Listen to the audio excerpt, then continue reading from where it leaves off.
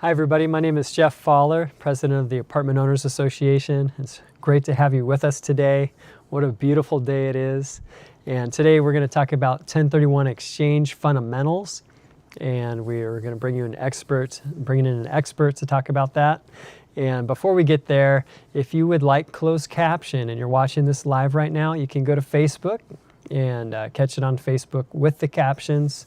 And anyway, the Apartment Owners Association has been around for over 40 years, and our goal really is to have the most successful group of apartment owners here in the state of California. And so there's multiple ways that we do that. One way that I'm super excited about is just recently we finally completed the 3-part series about common California building code violations.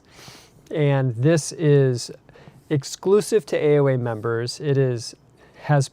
One of them was done on the internet, but it has from YouTube. It has been removed, and it is now only in the member portal, along with 2 other seminars about that specifically. So 3-part series about building code violations, plus there was a habitability seminar that we recorded, and we uploaded that as well. So if you are an AOA member, all you have to do is log in, go to the videos, and you'll see those. You'll be able to have access to those videos. And the 3-part building code violation series, that was done. That's really an AOA exclusive. Zorn Windrich did that for us. It's amazing that he chose us to be the outlet for that. There is no other place that you will find that information packaged in that way. So we really believe that that's going to help us meet our goal of having the most successful group, because you're going to have eyes to see your property and know what to take care of and what to keep your eye on. So that is really something that we're excited about. We have a new update to the member portal. So if you do log in, you'll see that there's a calendar in there. There's an announcement section. There's some quick links. And so again, just trying to streamline things. And yeah, we've made some more adjustments to the login process based on your guys' feedback. So definitely appreciate the feedback. Keep it coming, because again, the goal is that you would be the most successful group of apartment owners here in the state. And another one that we're excited about is just the trade show that's going to be coming up. And so if you are in the area, Los Angeles area, LA Convention Center, April 19th, just a loaded deck for the speakers, just an incredible group of speakers. And man, there's a lot of vendors that are signing up right now. So there's going to be at least 150 different vendors, exhibitors, and just really the things that you need. People, you'll be able to see them belly to belly, meet them person to person, and so that's going to be awesome. This afternoon at 12, I believe, we're going to have another live stream, and it's for Bay Area, Silicon Valley, and then just general California legal Q&A. And we've been doing that once a month. We have one that's specific to the LA area, one that's specific to San Diego County, and then one that's specific to Northern California. And so if you have property that's located up in Northern California, you'll want to tune in later today for that one. If you're watching it after the fact, then look for the top 5 questions that are being asked by landlords. All right, so we can get into this now, and we want to just thank Real Estate Transition Solutions for making this possible. They're our sponsor today, and they just opened up an office in Orange County. So now they do have 4 offices on the West Coast now, one in Orange County, one in San Francisco, and that's local here for us in California. And they're your DST experts. They're a real estate investment advisory firm, and they do $220 million worth of replacement property every year.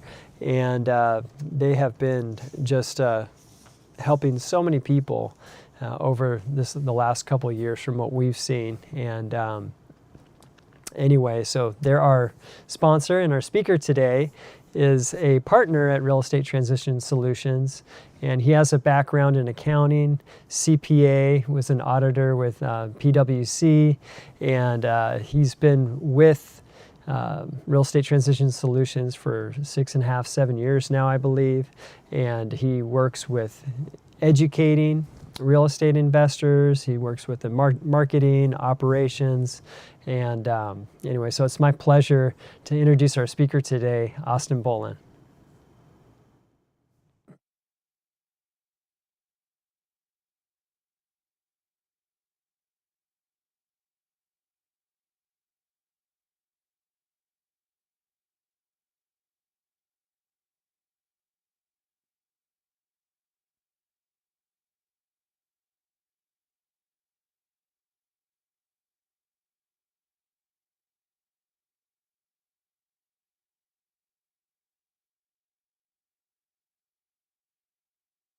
Community today. As mentioned, my name is Austin Bowlin. I'm a partner here at Real Estate Transition Solutions, and we're going to be doing a deep dive into 1031 exchanges today. One item to note is, while we're going to be focusing on the 1031 exchange transaction itself, we will have a brief conversation about replacement property options. One of which that we'll mention is what's referred to as a Delaware statutory trust. And in order to invest in Delaware statutory trust, you must be what's considered an accredited investor. Now, typically, that means having a net worth in excess of $1 million, not including the value of your primary residence. But alternatively, you can be considered accredited with annual income in excess of $200,000 as an individual, or $300,000 married filing jointly. Before we get started, a little bit of background on our firm, Real Estate Transition Solutions. We are a real estate advisory firm that really focuses on serving property owners who are navigating what we consider to be the transition from the third to the fourth quarter of property ownership.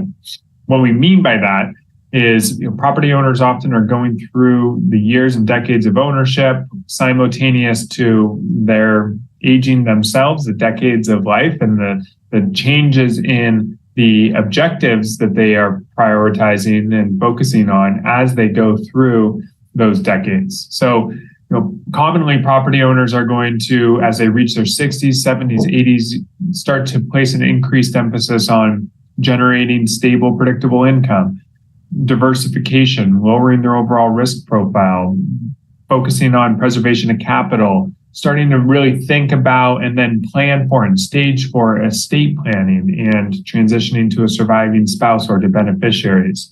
Those are the objectives in which we work with property owners, knowing that all the while, as those were becoming increasingly important objectives, their physical properties were changing themselves as well.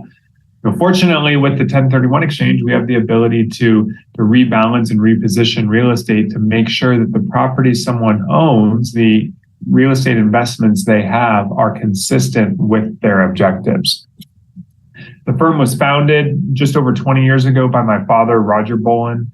He began his career in commercial real estate brokerage, followed by about 25 years in what many would consider to be more traditional wealth management. And I joined the firm just over 7 years ago, CPA by background, and really the emphasis of the work that we do as a company, whether that be in our due diligence department, our education department, our client services, or our advisors who are communicating directly with property owners, is really triangulating financial planning concepts, extensive experience with investment real estate, and tax strategy all into one service offering. What we're going to be discussing today is the 1031 exchange, and this is foundational information for anyone who owns investment real estate, whether it's going to be applicable for a decision you're making today or 10 years or 15 years down the road. Still very much worthwhile to know what an exchange is, what one can do with an exchange, what the rules are, and so on and so forth. So the 1031 exchange has been regarded by many to be the most advantageous section of the tax code. And that's a big statement, I get that. But there's a lot of truth to that, because what it allows for is for an individual to sell investment real estate, property that is held for business or investment purposes, and acquire what's referred to as replacement property, but new property, single property or multiple properties, and defer all of the tax that would otherwise be due upon the sale of that property into the new property. So you can keep postponing having to pay not only that capital gain tax, but also federal depreciation recapture tax at 25%, net investment income tax at 3.8%, and then for all of the California property owners, there's California state income tax, which is applied to not all of the sales proceeds, but the amount of accumulated depreciation and appreciation, the gain in the property. All of that tax can be deferred into replacement property. And that's what really presents that opportunity to say, okay, what property would be the best fit for what I'm seeking to accomplish? And if that's not what I own right now, I can sell my property, I can use those proceeds, and I can exchange into replacement property. You'll hear the term like kind used almost in every situation that a 1031 exchange is discussed. And one common misconception is that definition of like kind is in reference to the property type. Say, if you sell a single family rental or a multifamily property, that you're only allowed to purchase the same property type. In actuality, what the IRS is looking at is the intent as to why that property is owned. And for all intents and purposes, there's really two categories that property owners should be familiar with. There's personal use property, primary residence, vacation home, and so on and so forth. And then there's property that's held for business or investment purposes. And all property held for business or investment purposes is like kind with one another. Hence the visual that you see here on this slide. Now, one of the questions that often surfaces when looking at the 1031 exchange and considering whether it makes sense for someone to do is, well, why defer the tax when I'm going to have to pay the tax down the road anyway? And while it is true that the 1031 exchange does not allow for tax elimination, it allows for tax deferral. What most property owners whom we work with are doing is they're implementing a strategy whereby they continue to exchange their real estate until eventually they or their spouse pass away. And in a community property state like California, fortunately, there's 100% step up to fair market value upon the passing of either spouse, meaning that the surviving spouse could literally turn around and sell that real estate the day after their spouse passed and not face any tax consequences. All of that depreciation recapture, capital gain, net investment income tax, state income tax that had been deferred over years and decades of ownership and potentially multiple 1031 exchanges is then eliminated. So the exchange allows for that deferral. The step up in basis allows for there to be that tax elimination. People are also looking at exchanges because they are asking themselves, does the property in which I own right now really fit with what my objectives are, my financial objectives, my lifestyle objectives? Commonly what we see, and especially the coastal markets, is the property values appreciated at such a high rate. The rental income really hasn't kept up with that. If anything, within the last year or so, maybe even 2 or 3 years, the operating expenses have grown at a faster rate than the rental income has. And in turn, the cash flow delivered from the property, expressed as a percentage of the equity in the property, what we would call return on equity, is fairly low. So as one's going into, say, the retirement years, maybe they're saying, and this is common among property owners, maybe they're saying, hey, I'd like to look at an option that has higher income potential for me because I'm not going to have my employer's income at that point, or my Social Security income may not be enough for me to live off of, or whatever it may be.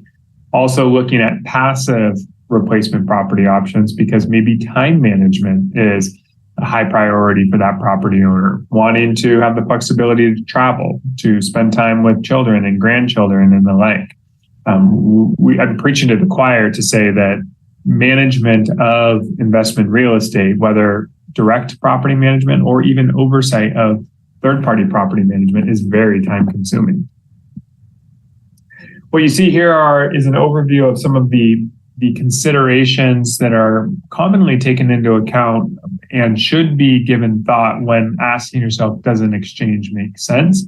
And if so, what type of replacement property would be the best fit for me? It's really looking at it from a much more holistic standpoint than just the real estate transaction and the returns. It's what's the implications for liquidity and estate planning and time management and risk tolerance. Do I want to diversify or stay concentrated? Do I have particular markets that are more appealing to me than others? All of that can inform the decision as to whether or not an exchange makes sense. And of course, what would be the tax consequences if I were to sell the property and not perform an exchange? Now, the 1031 exchange process, as defined by the IRS, is very straightforward. And when we outline the exchange process, our approach is much broader and contextual than the actual IRS mandated. What we have is a 9-step process. And for those of you who have some familiarity with 1031 exchanges, you'll know that upon the sale, you have 45 days to identify the property, 180 days to close.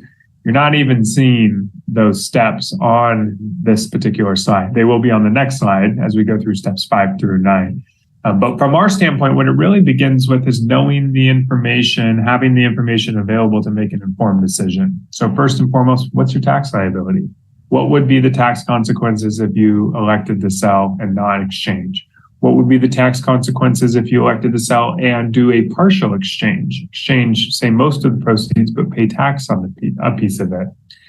Then it's making sure one understands the rules and mechanics, the timeline associated with the 1031 exchange, so that you don't have in your head that you're going to try to do something that's not allowable within the context of the tax code, and that there are no surprises down the road. From there, we really shift over to the property owner in terms of understanding their objectives. Again, financial, lifestyle, these become the framework as to how replacement properties in any transaction is going to be evaluated. And then where are we at in the market today? What are the replacement property options that are out there? What's the return profile? What are the strengths and opportunities or risks or weaknesses associated with any of those properties? And taking a candid look to then, before having sold the property, what may be the best fit for you in order to accomplish those objectives. Now we sell the property. So we don't actually do this, and apologize for saying we there, but now the property owner goes through the sales process. They're working with their broker or their agent to list that property, put it under contract, and then sell it. But importantly, before that sale is closed, making sure that the 1031 exchange is set up with a qualified intermediary. That's effectively exchange escrow. They will hold on to the sales proceeds on behalf of the exchanger while that exchange is being performed, and then release those funds to purchase replacement property.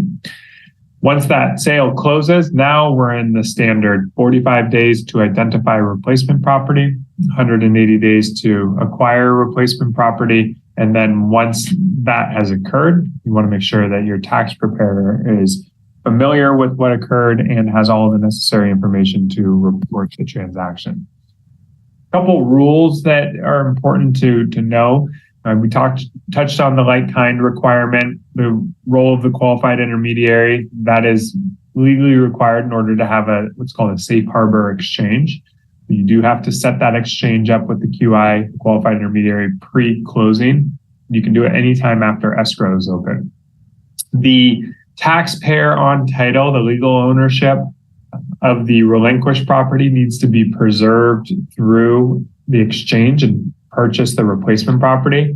What this means is, if you own a property in your own name, you're going to acquire a replacement property in your own name. In a sole proprietor, single member LLC, then you're likely going to acquire a replacement property in that single member LLC as well. Trusts, same story.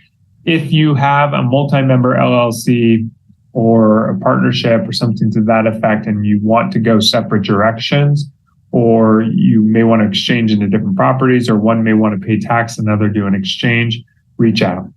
Talk to us sooner rather than later. Let's talk about what is and what is not feasible there, and be strategic about how you can plan for being able to do that, as opposed to the train leaving the station and not having the same number of options available to you.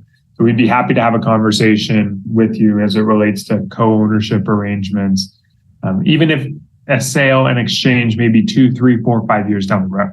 I would say reach out sooner rather than later so we can talk through that. 45 days to ID property, 180 days to close. Now, when we talk about property identification with the qualified intermediary, you cannot, unfortunately, identify an unlimited number of properties or value of properties. There's 3 approaches that have been blessed by the IRS for identifying property. Frankly, I think this is very arbitrary and unnecessary, but it's the environment that we're in. And you must choose one of these 3 approaches for submitting an identification. First option, 3 property rule. So you can identify up to 3 replacement properties regardless of the value of those properties. Second option, 200% approach. There you can identify any number of properties so long as the aggregate value of the property identified does not exceed 2 times the sales price of the relinquished property. Third approach, 95% approach. No limitation on the number of properties identified, no limitation on the value of the property identified, but you must purchase 95% of the value that you did identify. So if you ID'd 15 properties and in total that represented 2.5 times the sales price of the property you sold, well, you better make sure that you purchase 95% of the value of that property in order to have a safe harbor exchange. Equal or greater value. In order to have full tax deferral, the replacement property that you purchase needs to be equal or greater value to that which you sold. And that's in aggregate. So if you purchase multiple replacement properties, sum them all up. And then secondly, you have to reinvest all of the equity resulting from your sale, again, for full tax deferral. And then lastly, possession of exchange funds. That's really tied into use of the qualified intermediary. When we talk about ownership structures that are 1031 exchange eligible, the number of options is fairly limited, but some of these are quite broad in terms of what they offer. So there's really 3 primary ownership structures that you can 1031 exchange into: the Delaware Statutory Trust, the tenant in common, and then fee simple ownership. The DST is a ownership structure that allows for individuals that, again, are accredited to exchange into fractional ownership of larger institutional properties. So just a piece of a larger property that is then going to be managed on behalf of the investors, held for typically 5 to 7 years, income producing throughout that period of time and distributing income to the investors, and then eventually sold. And when it's sold, all the investors collect their portion of the sales proceeds, including any potential appreciation. And then they get to make their own independent decisions as to whether they would like to perform another exchange or pay tax or any combination of. When we talk about institutional quality properties, what I mean by that is commonly properties that will range in value from, let's say, $60 to $200 million. Properties that you'd see life insurance companies, REITs, pension plans acquiring and the like. They're passive from an investor standpoint, no management responsibility, income producing, higher quality property, really intended to be a stable, predictable income stream with moderate appreciation. Excuse me. Tenant in common shares some parallels, but there's a little bit of instability with this particular ownership structure. It's also fractional ownership, so you can exchange into owning a percentage of a property. But what it does require is unanimous consent among all of the members, the investors, the TIC members, in order to make any major operating decisions, which can create gridlock, if you will. The positive is there's not restrictions around what can be done with the property and the financing and the like. So there's a lot of flexibility in terms of investment strategies and investment thesis, more than you see in the Delaware Statutory Trust, which is really intended to buy stabilized properties that are income producing. And then fee simple ownership, broad tent. Here we're talking about properties owned in LLCs, single individuals, whatever it may be, likely how most of you own your real estate today. And almost too many different options to speak to, whether we're talking about buying a property that is eventually going to be your primary residence, you move into it, buying a property that's eventually going to be a vacation home, a value add strategy, purchasing a stabilized property. There are a myriad of different options across different property types within the fee simple world. What you see here is a quick illustrative example of the quantifying the impact, if you will, of the 1031 exchange. And it's really simple. If you take property sale and you don't pay tax, you defer your tax, you have more funds to reinvest. And when you have more funds to reinvest, you can acquire more real estate, you can have higher cash flow as a result of that, and your returns are that much stronger. You'll hear the expression used sometimes, don't let the tax tail wag the dog. And as a CPA, I take issue with that because in reality, when you are deferring that tax liability, that's guaranteed return. There's no risk associated with it. There's risk with every investment out there, but there's no risk with the tax deferral. You're keeping those dollars and can reinvest them into something else. Why work with an exchange advisor? The approach of working with an exchange advisor really starts with understanding the options, the owner's objectives, and then building a cohesive strategy and executing that with the property owner. What we found is that if we have enough time, if we're able to have those conversations, we can be very intentional and strategic with property owners and increase the likelihood of moving them to where they're looking to be. We'll let them know if what they are looking for is not achievable, certainly. But more often than not, we're looking at situations where the property owners that we work with have higher income, lower taxable income and taxes being paid, lower risk profile, more diversification, and no management, at least for a portion of their real estate, which is powerful, especially when someone is entering those later years of life where maybe there's not quite the energy or appetite, but also there could be unforeseen circumstances, medical emergencies, and the like. If anyone is interested in seeing Delaware statutory trust properties, welcome to visit our AOA member hub, which is our website, re-transition.com/AOA, which you can see currently available properties as well as closed properties. There'll be a number of photos about the property, summary, market information, and the like. And then we're always happy to have a complimentary consultation with an AOA member. Feel free to call in, send an email in, visit our website, the AOA Hub, and you can schedule directly onto the calendar of our advisors there. But if you have any particular questions, if you have a desire to speak about the specifics of your situation, great opportunity to do so.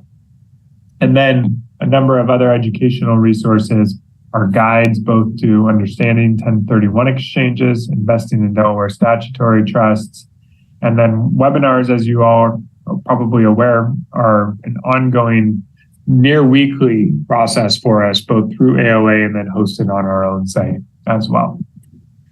So that is all I have today. That's a quick rundown on the 1031 exchange, quite a bit of information there. But Jeff, I'll hand the reins back over to you if there's any questions that... Awesome. Or we can go to some frequently asked questions as well. Yeah, great. Can you stop sharing your screen and then we'll see you nice and big on the screen? Perfect. Yep. It would be great. And yeah, so everyone, if you have a question, if you're on the AOAUSA.com website and you're watching the video today, at the bottom right side, there's a blue help button. You can put your question in there and they will funnel that over to me and we'll be able to ask the question for you. And of course, on YouTube, we already have a question, but this is the time. Here's your chance to ask questions about 1031 exchanges and the DSTs. And so go ahead, put your questions in. And Austin, are you going to be speaking at the trade show, or you have a booth only? Trying to remember. Yeah, no, we'll be speaking too. I think we have a maybe mid-morning session. So sometime. I think it's at 10:30. Perfect. We'll have to move that to 10:31. Right. Yeah. I'll just start a minute late. That's fine. So yeah, that'll be cool. But yeah, we have a question here on YouTube from Ji Chin. And let's see, I'm over 65 years old and looking to sell a $1.5 million rental house and buy a $700,000 house in an over 55 community for me to live in. Okay. If I bank the remaining cash, what is the approximate tax penalty? So this is a great one to do the contrast with, so go for it. Yep. So if you're selling a property for $1.5 million and you were to exchange a portion of the proceeds, it sounds like, is that the Oh, hold on. We need to know what they bought it for so that we would know the capital gains tax, right? We need to know what they paid for it. We need to know how long they've owned the property for, whether there's been any major structural improvements that have been capitalized to the property. And then, the other component, just speaking to that particular situation, is that if you're planning on moving into that property in the age-restricted community at some point, it needs to be a rental property first. So you can sell your investment property, you can exchange into a single-family home, rent it for, let's say, 2 years, and then move into an owner-occupied property. But if you go straight into owner-occupying that property, that's not like kind. Remember, there's the property that's held for personal use and property that's held for business or investment purposes. So there does need to be that rental history and period. So Ji-Chin, on that one, give us a, what you bought it at. That would help us a little bit at least to figure out that one. All right. So Norma, here we have on YouTube, if a property is being sold, if a property being sold is 50-50 ownership, can each party purchase separate replacement properties? Possibly.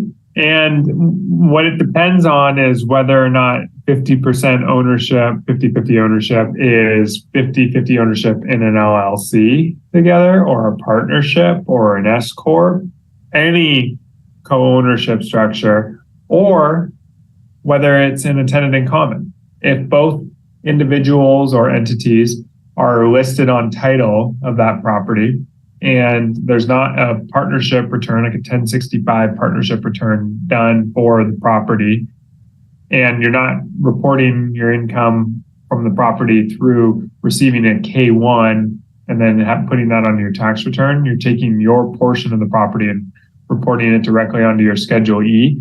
Then here we go. She wrote a tenant in common. Just Perfect. to give more information. Okay, Perfect. good. Yeah. So in the tenant in common, you can go separate directions. You can exchange into different properties. One can exchange, one can pay tax, the other could pay tax, the other could exchange, whatever you want to do. Complete flexibility there. Okay. And it's in a family trust. Okay. Yep. All right.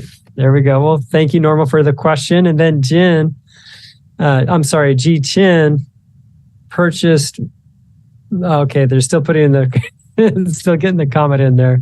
Well, and I would encourage, if you want to walk through a tax calculation, because of the nuances associated with it, 2 options. If you want a ballpark figure, visit our website, re-transition.com/AOA. We have a tax calculator available there, and you can put your inputs in. If you want to schedule a conversation with one of our advisors, everyone on our team can calculate a tax liability as well. And that way we can kind of drill down and ask the questions needed in order to get all the information there. Right. So she said here it's $330,000. So yeah, you'd be paid for that originally. Put that in. Yeah, put that in. I don't know if you want to answer that one now or not, but definitely she can go on the website there and see what it would be, and Absolutely. It's going to show them the California tax as well. Oh yeah, yep. You note the state in which the property is located within, and then adjust for that. Not awesome. Our technology. Right. Okay, here we go. And then there's Cami on YouTube. What is the right number of cash flow to exchange the bigger properties? So that question, let's interpret it. I'm going to take that to mean what is the average cash flow that DSTs are generating right now? Do you think that's Let's safe, try Jeff? that. Yeah. Okay, let's go that direction. So depends on the property type, as you'd expect. I mean, different property types have different return profiles. But, for a reference point, if we're to build a diversified portfolio, maybe we have some multifamily, industrial, corporate guaranteed net lease retail, maybe senior housing or student housing in it as well. We're probably talking about mid to upper 4% first year cash flow, 4.65, 4.8%.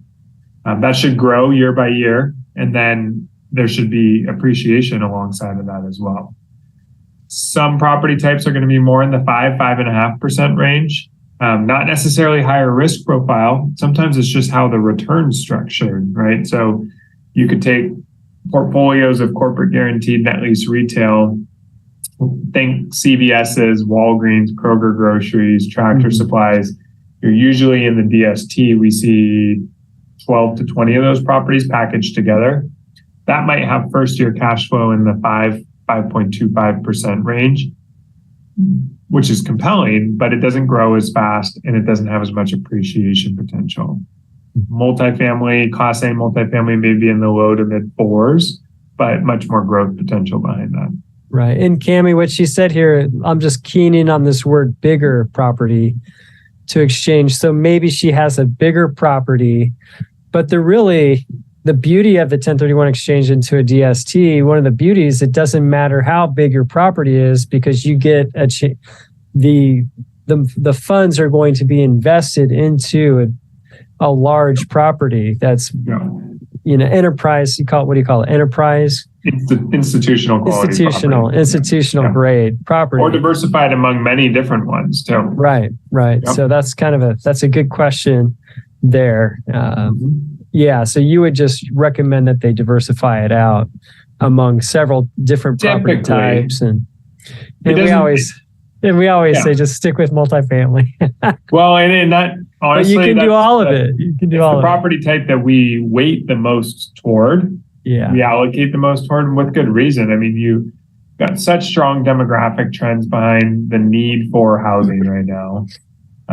You can add value to the properties, which you're not going to march into a Kroger grocery and be like, hey, Kroger, I was thinking about maybe doing these improvements to the property you have a 15-year lease on. They tell you to get off their property is probably what they would say, even though you're the property owner.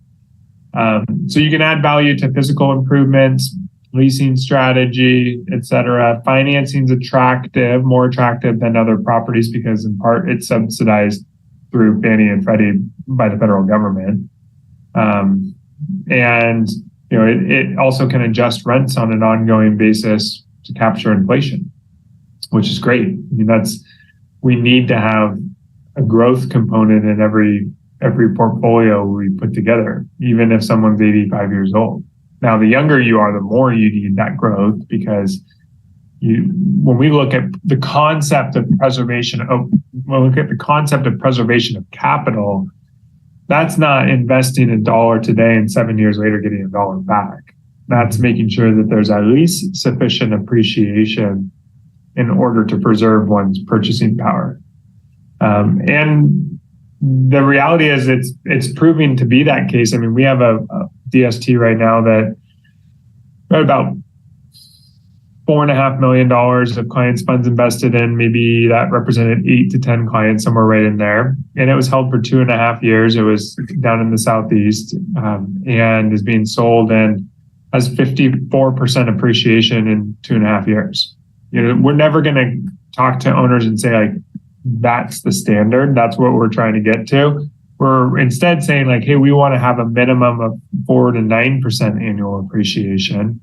But every now and then you get those 15%, 16, 17%, which is great. And that's multifamily is capable of doing that. Other property types aren't at the same degree.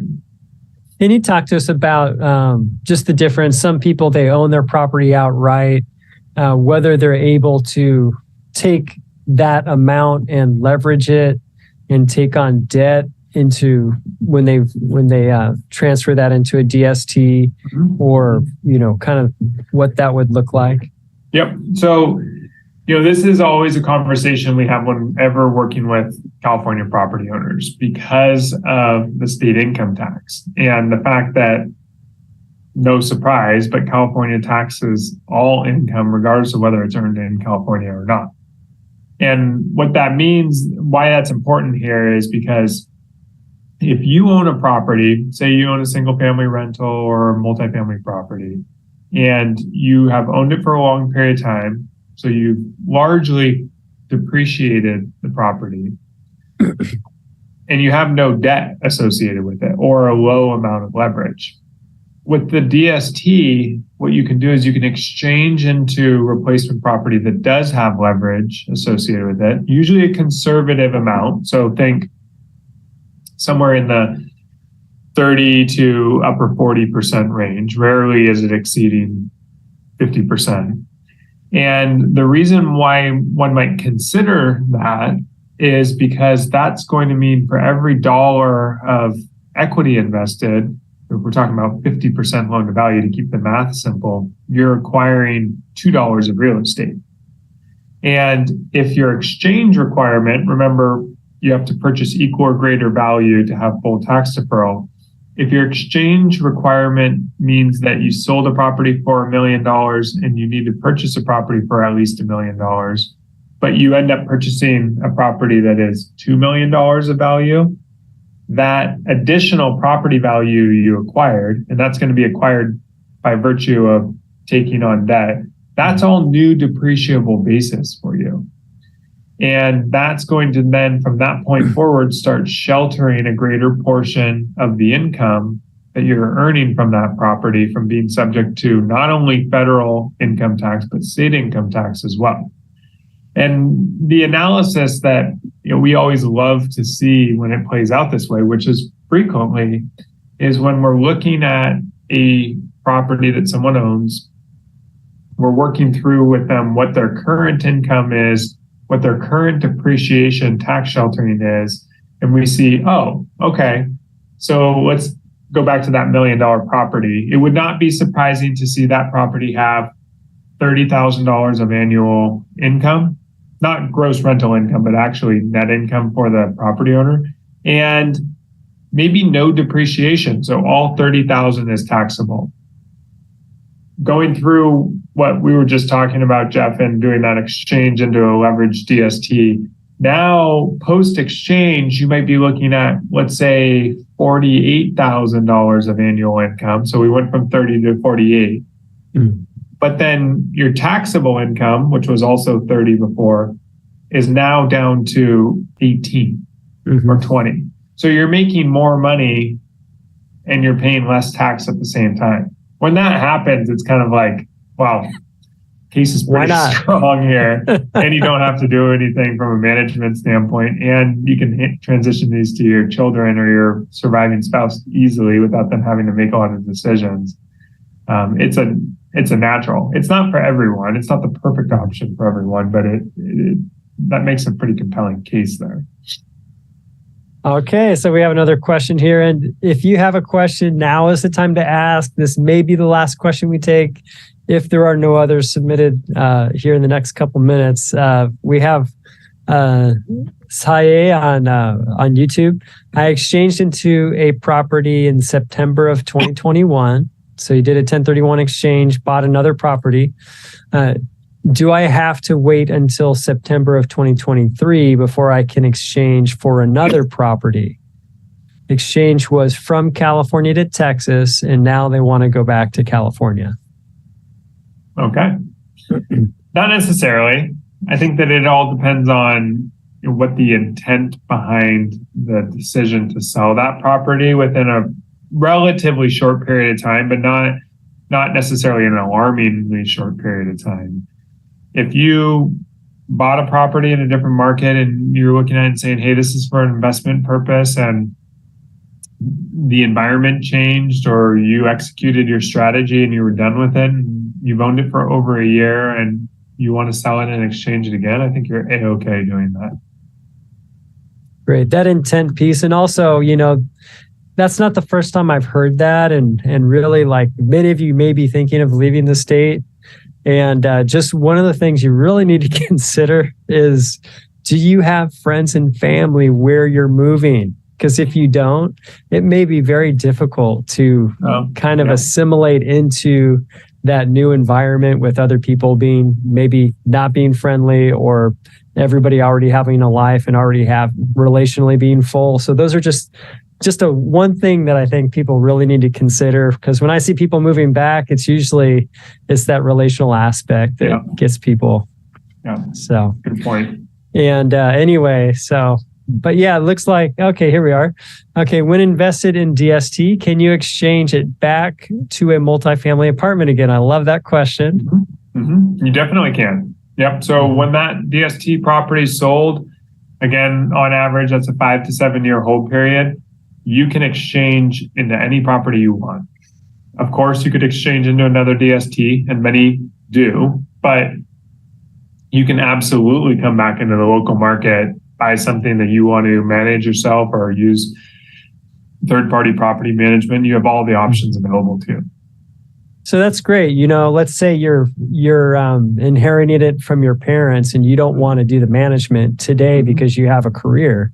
Yep. You could do a 1031 exchange in DST, have your career. When you're done with your career, Get your kids and you want to lunch. do property management, you could flip right back into it, right? Yep. All right, that's exactly what they're going to want to do in their retirement years. Right. Yeah, maybe not.